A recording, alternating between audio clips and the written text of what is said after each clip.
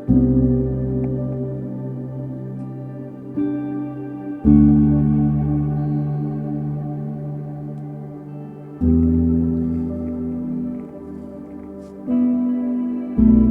dia, igreja.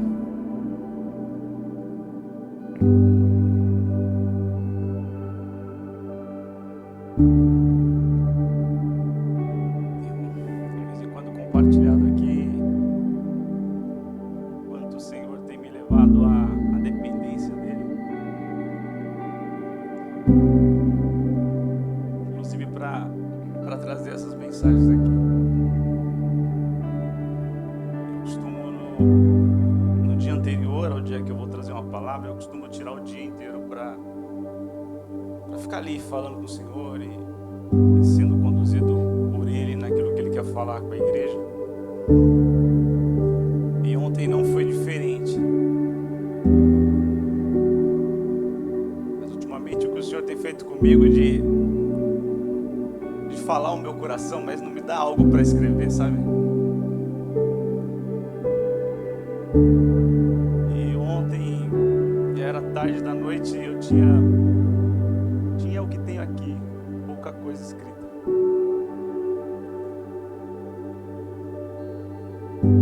Mas eu tenho me permitido ser trabalhado pelo Senhor nisso, e eu vim uma palavra curta, sem saber como ia ser. As coisas do Senhor são assim.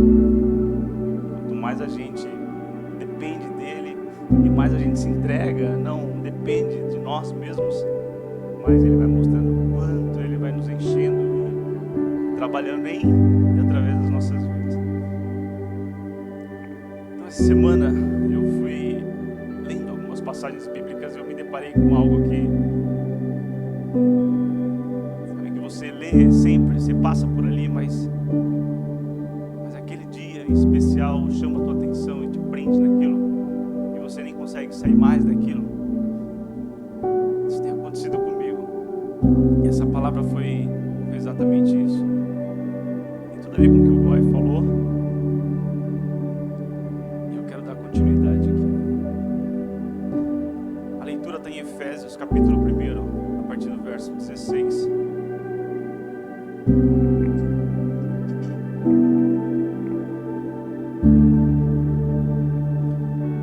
Efésios 1, a partir do 16.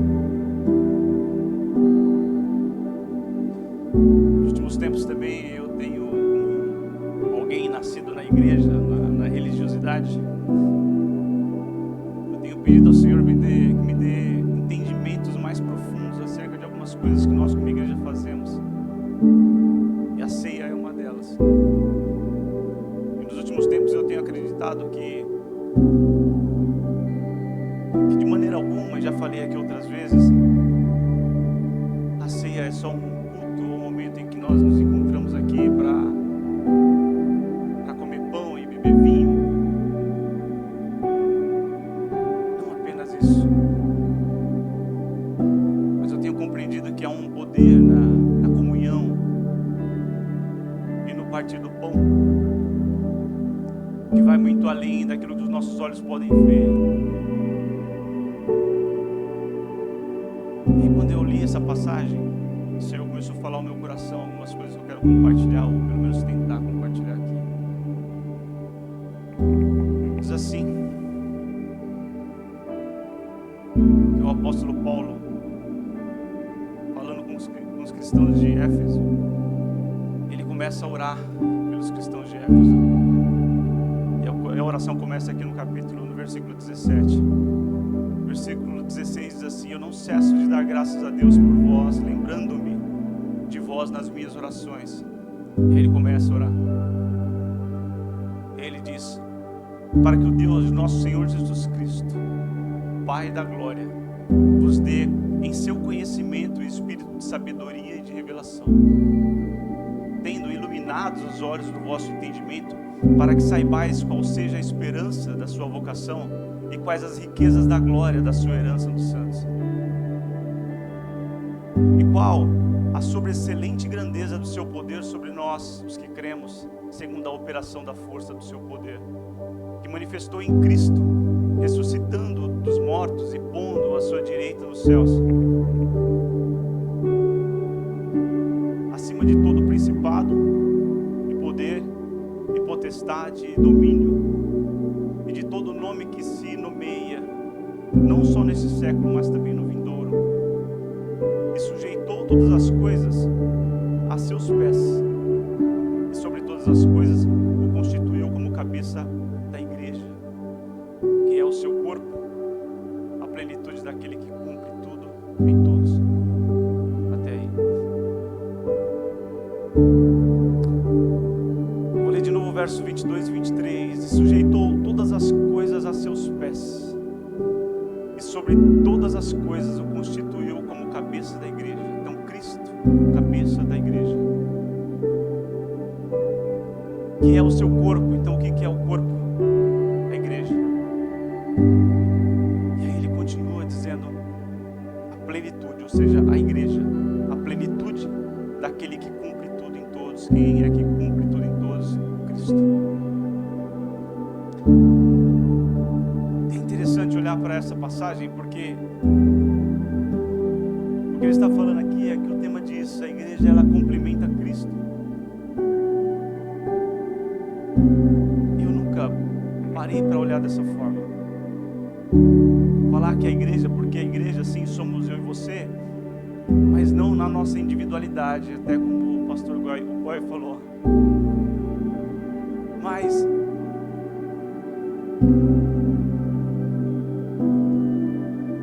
é quando nós nos unimos aqui como comunidade, como igreja. O apóstolo Paulo tem esse entendimento e passa para nós que quando a igreja se reúne é o corpo de Cristo. Mas é tão importante que também saber que a visão do apóstolo Paulo não existe uma anomalia, corpo aqui, a cabeça em outro lugar, ou não existe um outro ser, é o corpo, é a igreja e Jesus é a cabeça, estão separados. Não é sobre isso. Quando eu li essa passagem, e ele dizendo que o corpo complementa Cristo, eu penso que isso deve fazer com que nós olhemos para nós mesmos como igreja e mudamos às vezes a nossa mentalidade pequena de igreja que nós somos. Não que nós sejamos, estou falando isso no modo geral. Quando o apóstolo Paulo diz isso, a minha visão é que, inclusive, se nós fizéssemos uma selfie aqui, uma mesa posta, todos nós ao redor da mesa, Cristo na ponta da mesa, e mandássemos essa selfie para o apóstolo Paulo e falássemos: Paulo, o que você vê nessa foto? Ele não diria, considerando esse ponto de vista de Paulo, ele não diria: eu vejo muitas pessoas e vejo Cristo. O que ele diria é: eu vejo um ser único, corpo e cabeça juntos, unidade. É importante a gente pensar dessa forma, porque por mais que a religiosidade nos faça pensar ou até falar de uma outra forma, está dizendo que Cristo e a igreja é um só. Não existe o corpo separado da cabeça.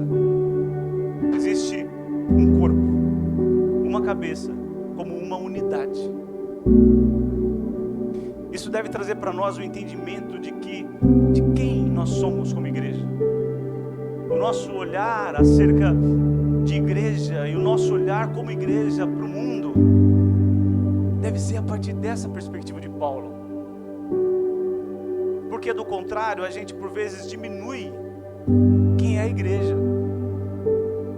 Para o apóstolo Paulo, não tem a possibilidade da igreja olhar para Cristo apenas como admiração. Não existe a possibilidade do corpo olhar para a cabeça como admiração, porque é uma coisa só. Mas se não há entendimento nosso de como igreja, que somos um só com Ele.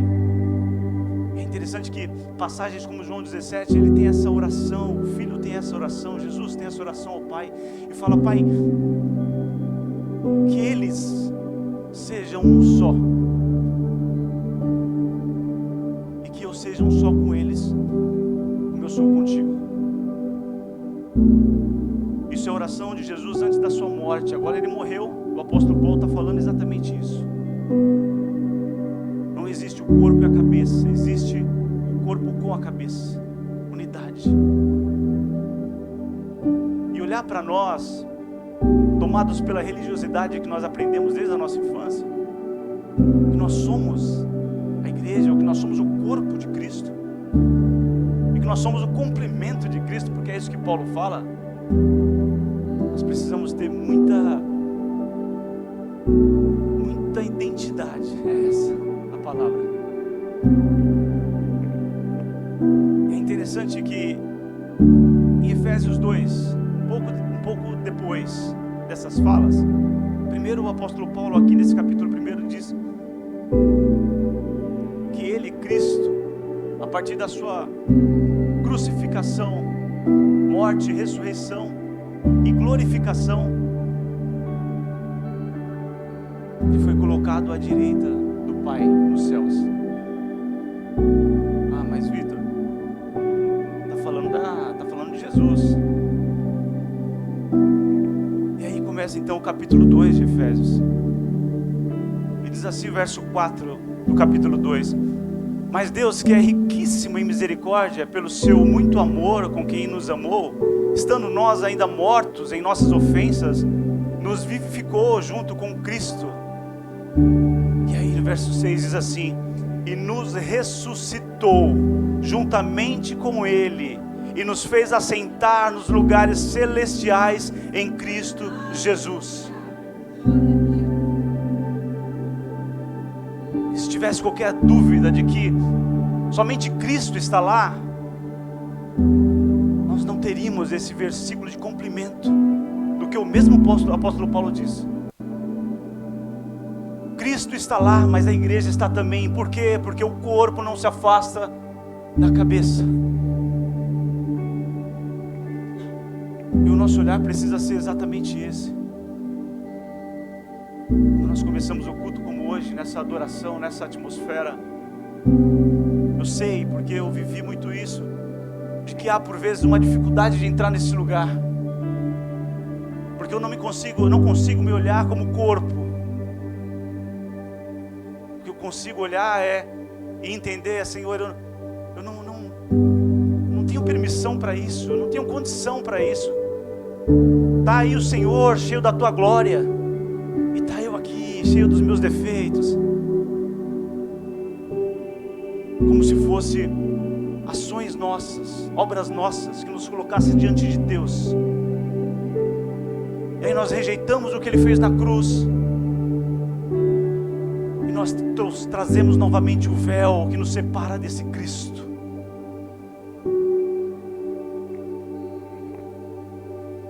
Isso é uma rejeição ao próprio sacrifício de Cristo. Agora, quando nós estamos nessa atmosfera, não só nesse momento, mas quando nós estamos nessa atmosfera, nós compreendemos que a presença do Senhor está aqui, e que não existe Ele e nós, existe um só.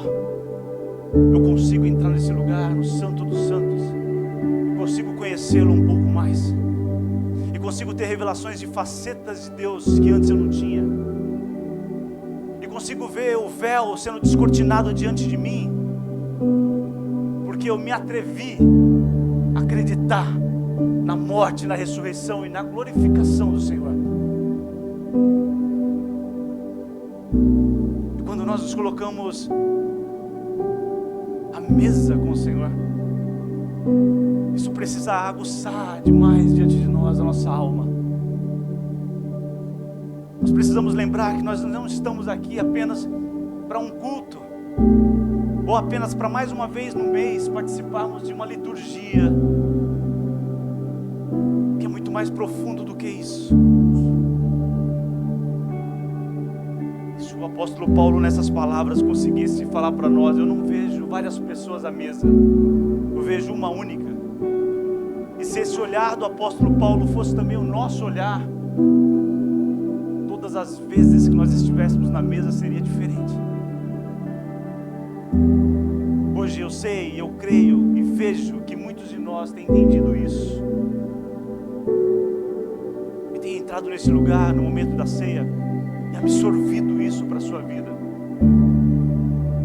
Eu queria, em nome do Senhor Jesus, a partir desta realidade, dessa verdade, daquilo que nós temos ouvido aqui, como foi a ceia anterior, como tem sido todas as ceias aqui, que você traga isso para dentro de você como uma verdade absoluta, e diante do pão e diante do vinho, você coloque diante do Senhor as suas mais complexas enfermidades. Porque eu estou falando isso porque eu tenho crido que a ceia cura. Eu tenho crido que o pão, quando entra em nós, quando nós engolimos este pão, não é apenas o pão, matéria, sendo colocado diante de nós. É muito mais profundo do que isso. O nosso olhar diante desse momento deve estar na cruz, mas não só na cruz como morte, mas na ressurreição de Cristo. E eu ressurjo com Ele. Então, de ceia em ceia, nós podemos ver questões em nós que estão ainda mortas, ou que um dia foi absorvido pela morte, e declarar: se houve morte em mim, nessa situação, eu declaro sobre a minha vida ressurreição. A ceia significa isso. Não é um olhar para trás apenas, como o remorso de um Cristo que morreu, mas é mais do que isso. É a sua ressurreição e a sua glorificação, e não só, mas a sua glorificação conosco, que somos igreja. Então isso deve cravar a identidade da igreja. Um olhar inferior a isso da igreja não é de maneira alguma uma identidade sendo cravada em nós. É uma mentira que pode se tornar um sofisma de tanto nós ficarmos colocando na nossa mente, e levanta fortalezas diante de nós. Nós acreditamos nisso, vivemos de ceia em ceia, tendo apenas mais um momento de comer o pão e beber o vinho.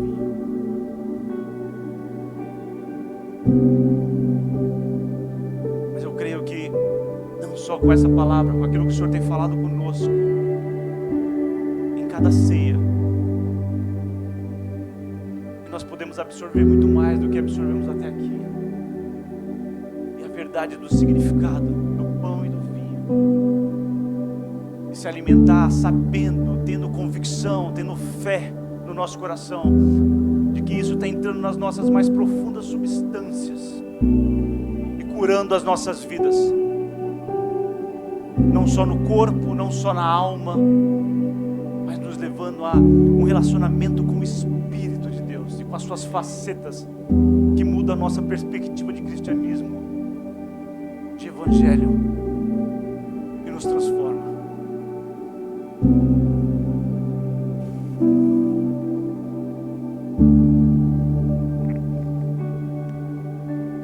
Então vamos cear. Vamos cear a partir disso, a partir desta verdade, a partir desta convicção, em nome de Jesus. Quem vai servir, meu pastor?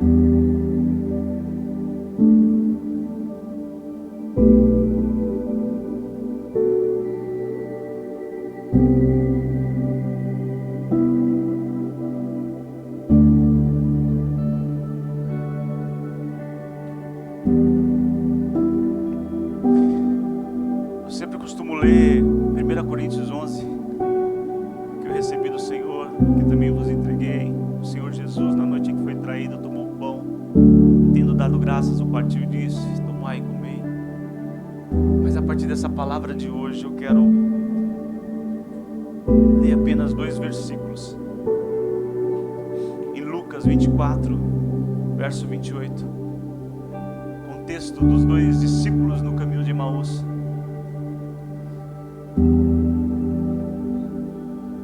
Eu trago isso como verdade para as nossas vidas. Por vezes nós andamos, e talvez nós andamos até aqui, ou muitos de nós andamos até aqui, e por mais que caminha com o Senhor, e por mais que ouça o Senhor falando acerca das Escrituras, falando sobre o passado, o presente e o futuro, ainda assim não tiveram os teus olhos abertos. Estou falando de revelação, estou falando do significado da ceia, estou falando do poder da ceia sobre nós, sobre o nosso corpo. E diz assim: e aconteceu que quando estavam à mesa, tomando ele o pão, abençoou, tendo-o partido, lhes deu. Então os teus olhos se abriram.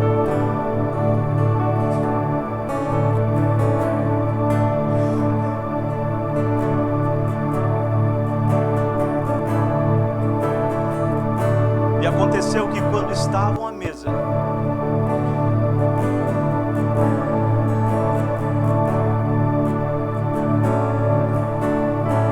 tomando ele o pão, o abençoou, e tendo partido o pão,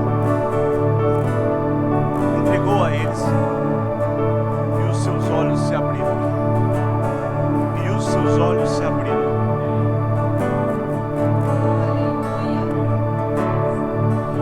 Declaramos que nessa manhã, em nome do Senhor Jesus, o Senhor já começou a fazer algo aqui no nosso meio, mas eu creio que olhos estão sendo abertos.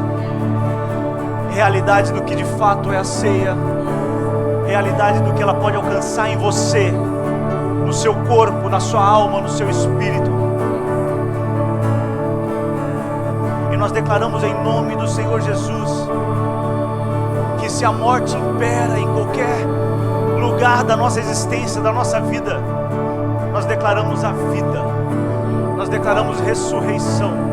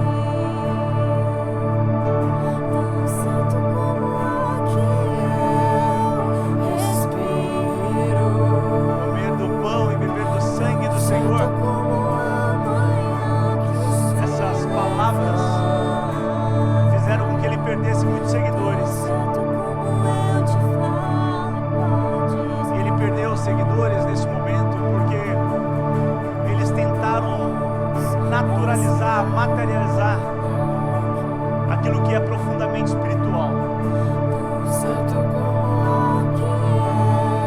Mas nós somos discípulos que estamos crescendo no Senhor. O Senhor tem trabalhado em nós em maturidade e crescimento. E eu sei que nós podemos pegar este pão e este cálice com a certeza de que isso é algo espiritual. Por mais que seja materializado e esteja nas nossas mãos,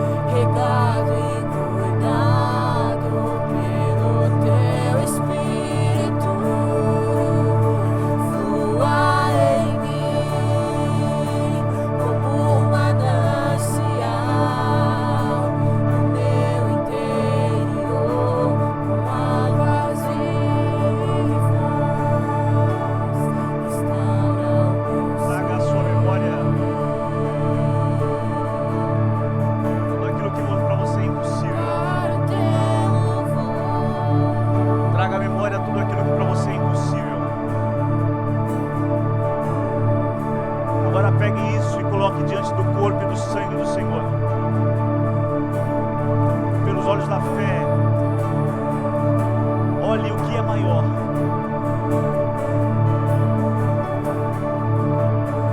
Olhe o que é maior. Traga o seu maior problema, coloque diante de você. Traga a sua maior preocupação, coloque diante de você. Mas ao lado do coloque o corpo e o sangue do Senhor. E meça. Veja o que é maior.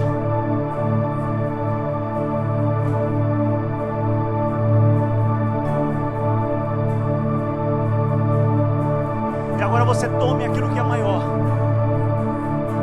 E agora você tome aquilo que tem mais poder para você.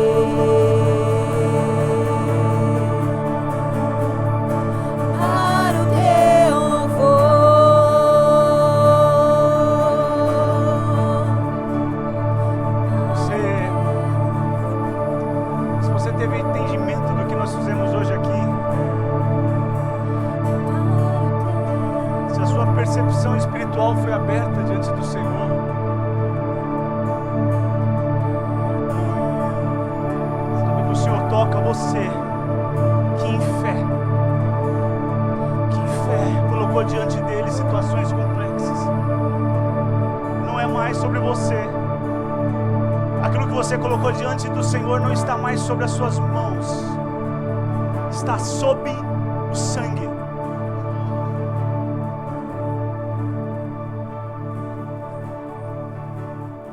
Não é mais sobre as suas forças em relação a isso. Não é você quem vai administrar isso mais. Você tirou de você, está sob o sangue.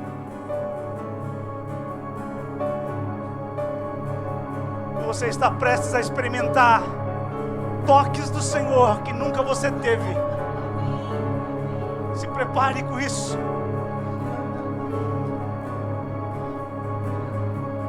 Se prepare com isso. É uma palavra para você que acreditou, que acredita nisso, que aceitou isso no seu coração e que colocou diante do Senhor essas questões das mais complexas e difíceis. São essas pessoas que o Senhor está falando agora. se prepare para ir além nele, para conhecer lugares nele que você não conheceu antes.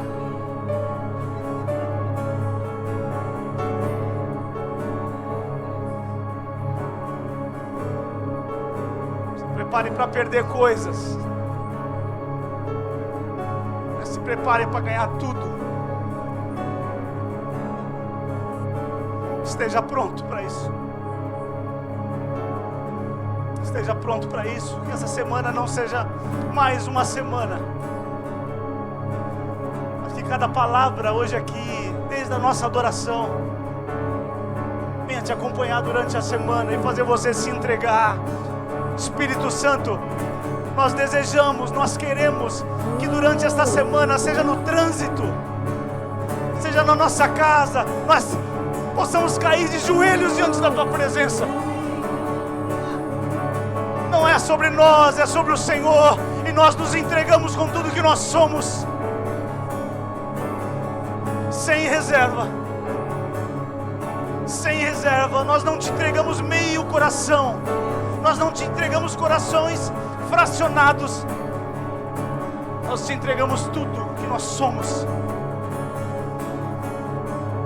Faça o Teu querer em nós e mostra-nos durante essa semana as maravilhas do corpo e do sangue do Senhor, em nome de Jesus. Em nome de Jesus. Parece que estou Amém. secado, mas sou guardado por Ti. Parece que estou secado, mas sou guardado por Ti. E assim que eu luto minhas guerras,